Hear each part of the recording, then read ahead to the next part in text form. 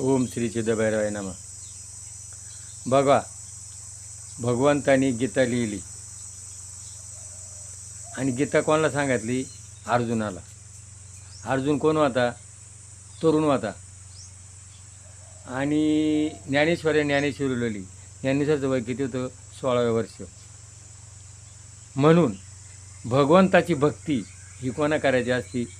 तरुण वयात करायची असती. पण शास्त्रकाराने काय लिहून ठेवलं? जे गीते जे काही ज्ञानी लोक होते ना, त्यांनी गीतेला गीतं काय लिहून ठेवलं?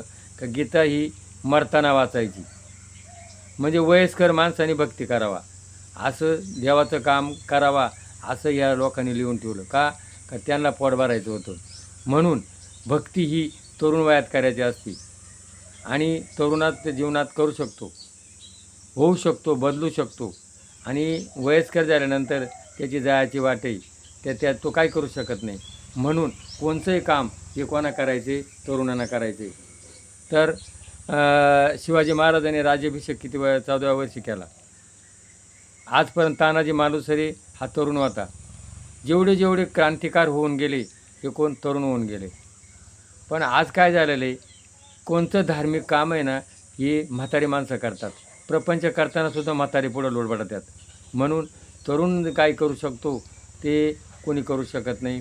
म्हणून एक आनंदाची गोष्ट आहे का सह्याद्री पाणलोक क्षेत्रामध्ये सगळ्या तरुणांनी भाग घेतला आणि उत्साहानं काम करतात. तसं चालू वर्षी खेडभैरवनाथाची यात्रा, यात्रेचं जे तरुण मंडळाने नियोजन केलं त्याचं मला खूप आनंद वाटला.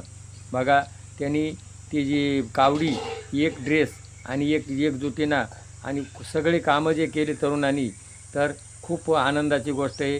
तर भैरवबाला खूप आनंद झाला असेल. आणि पुढचे जे कामं आहे हे सुद्धा या तरुणांनी केलं तर ह्या भैरवनाथाची क्रांती होईल. बघा, माझा एक ध्येय आहे.